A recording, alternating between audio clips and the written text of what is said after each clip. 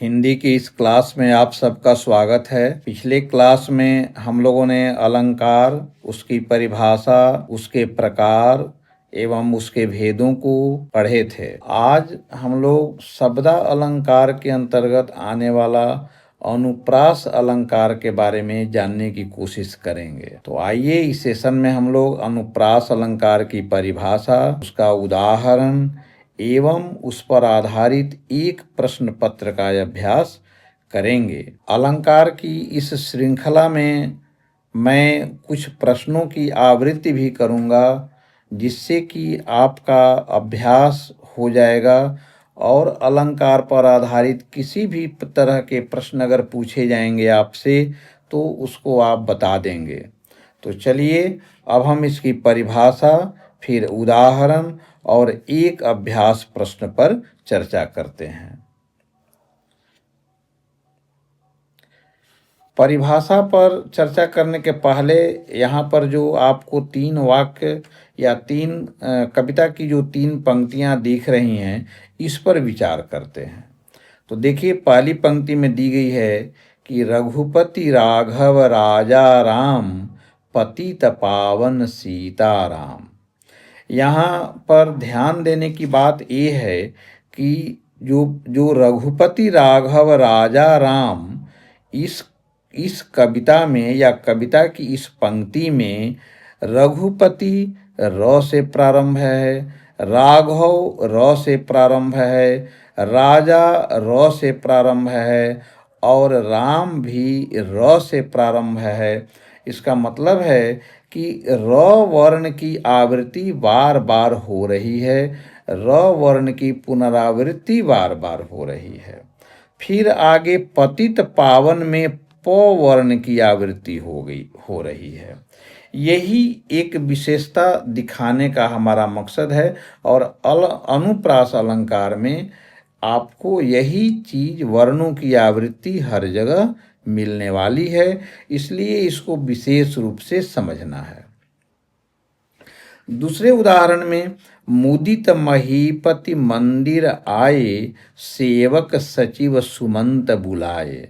यह चौपाई भी महान कवि तुलसीदास की है, बालकांड से लिया गया है। अब यहाँ पर देखिए कवि ने कैसी सुंदर रचना बनाई है। मुदित म की, महीपति म, मंदिर म, फिर दूसरे हिस्से में सेवक स, सचिव स, सुमंत स। तो म की आवृत्ति 3 बार हुई है, फिर स की आवृत्ति 3 बार हुई है। एक ही वर्ण की आवृत्ति यहाँ पर देखी जा रही है, मुदित महीपति मंदिर आए में और सेवक सचिव सुमंत बुलाए में भी। तो जैसे रघुपति राघव राजा राम, पतित पावन सीताराम में र और फिर प की आवृत्ति थी, इन पंक्तियों में भी म और फिर स की आवृत्ति हो रही है। फिर तीसरे पद में देखिए, बंदौ गुरुपद पदुम परागा, सुरुचि सुवास सरस अनुरागा। तो यह भी रामचरितमानस की पंक्ति है।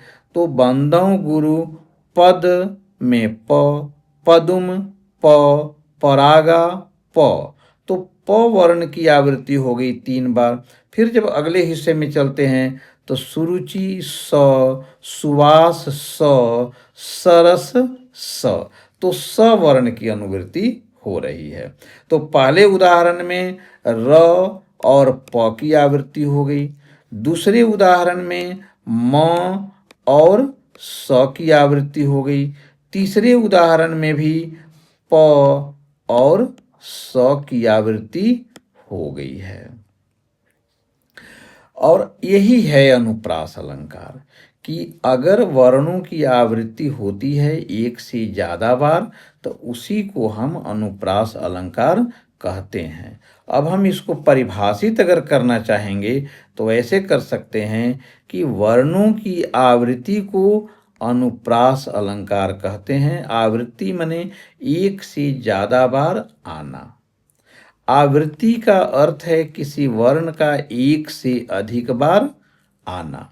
और जब किसी भी वर्ण की आवृत्ति हो रही हो किसी कविता में या कहीं गद्य में भी, तो उसको हम अनुप्रास अलंकार कहते हैं। और चूंकि आवृत्ति होने से कविता की सुंदरता बढ़ जाती है, कविता का आकर्षण बढ़ जाता है, कविता रुचिकर हो जाती है, और इसलिए इसको अलंकार की श्रेणी में रखा गया है।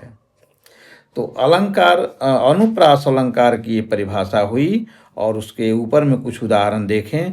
अब एक दो उदाहरण हम लोग और देखते हैं, और यहाँ पर आप ये भी सीख पाइएगा कि वर्णों की जो आवृत्ति है वो शब्द के प्रारंभ में ही जरूरी नहीं है, शब्द के अंत में भी अगर है तो पर भी वो आवृत्ति ही मानी जाएगी, और वह अनुप्रास अलंकार का ही उदाहरण होगा। जैसे शेष महेश गणेश दिनेश सुरेश जाहि निरंतर गावे, यहाँ पर सवर्ण की अनुवृत्ति हो रही है बार बार। शेष स, महेश स, गणेश स, दिनेश स, सुरेश स, और ये सब स शब्द के अंत में है। तो अंत में हो, मध्य में हो या प्रारंभ में हो, अगर वर्ण की आवृत्ति हो रही है एक से ज्यादा बार, तो वह अनुप्रास अलंकार का उदाहरण है। फिर दूसरे उदाहरण में देखिए, तरणी तनुजा तट तमाल तरवर बहु छाए। तरणी में त, तनुजा त, तट त, तमाल त, तरुवर में त, और कितनी सुंदर पंक्ति हो गई है, तरणी तनुजा तट तमाल तरुवर बहु छाए। इसके अर्थ पर भी हम चर्चा करेंगे। इसका एक अर्थ मैं बताने की कोशिश कर रहा हूँ। तरणी कहते हैं सूर्य को, तनुजा माने सूर्य पुत्री, तो सूर्य पुत्री का मतलब हो गया यमुना नदी, और यमुना नदी के तट यानी किनारे पर, तमाल माने तमाल का जो वृक्ष है, तरुवर माने वृक्ष, बहु छाए माने बहुत से तरुवर, बहुत से तमाल के पेड़ यमुना नदी के किनारे विकसित हुए हैं, छाए हुए हैं, चारों तरफ बड़े हैं, पनपे हैं वहां पर। तो अर्थ तो अच्छा है ही, साथ ही वर्णों की आवृत्ति के कारण इस पंक्ति की शोभा बढ़ी है, आकर्षण बढ़ा है, कविता रुचिकर हुई है, याद करने योग्य हुई है। तो यहाँ पर अनुप्रास अलंकार है इसमें। तो अब हमें उम्मीद है कि आप अनुप्रास अलंकार अच्छे से समझ गए होंगे। पहले भी 2-3 उदाहरण दिए गए हैं। रघुपति राघव राज, एक बार हम लोग पुनरावृत्ति कर लेते हैं। रघुपति राघव राजा राम, यहाँ पर र वर्ण की आवृत्ति है। पतित पावन में प वर्ण की आवृत्ति है। फिर तो इसलिए यहाँ अनुप्रास अलंकार है। मुदित महीपति मंदिर आए, देख रहे हैं कि 3 शब्द है, मुदित महीपति मंदिर, और तीनों एक ही वर्ण म से शुरू है, यानी म वर्ण की आवृत्ति हो रही है। फिर सेवक सचिव सुमंत बुलाए, तो सेवक सचिव और सुमंत 3 अलग अलग शब्द हैं, और लेकिन तीनों स से शुरू हो रहे हैं, यानी स की आवृत्ति हो रही है। फिर बंदव गुरुपद पदुम परागा में पद, पदुम और परागा तीनों शब्द प से शुरू हो रहा है, मतलब कि प की आवृत्ति हो रही है। इसी तरह से सुरुचि सुवास सरस अनुरागा में स वर्ण की आवृत्ति हो रही है। तो ये सब अनुप्रास अलंकार के उदाहरण हैं, और इसलिए इसकी परिभाषा भी बनी हुई है कि वर्णों की आवृत्ति को अनुप्रास कहते हैं, और आवृत्ति का अर्थ है किसी वर्ण का एक से अधिक बार आना। फिर उदाहरण में बताया गया कि शेष महेश गणेश दिनेश सुरेश जाहि निरंतर गावे। दूसरा उदाहरण था तरणी तनुजा तट तमाल तरुवर बहु छाए। तो ऐसे और भी उदाहरणों का आप अभ्यास करेंगे। ऐसे मैं इसके फिर एक अलग से इसका क्वेश्चन भी बना करके हम आपका अभ्यास करा लेंगे। लेकिन व्याकरण से संबंधित कोई भी विषय आप तक सबसे पहले पहुंचे, इसके लिए मैं चाहूँगा कि आप हमारे चैनल को सब्सक्राइब कर लीजिए, लाइक करिए एवं अपना कमेंट जरूर दीजिए। और आइए इसी के साथ चलते हैं हम एक प्रश्न की ओर। प्रश्न है, मधुर मधुर मुस्कान मनोहर में कौन सा अलंकार है? ये पंक्ति है कविता की। अब यहाँ से यहाँ तक ये पंक्ति है। अब इसमें आपको बताना है कि कौन सा अलंकार है। मधुर मधुर मुस्कान मनोहर में यमक है कि अनुप्रास है कि श्लेष है कि इसमें कोई अलंकार है ही नहीं।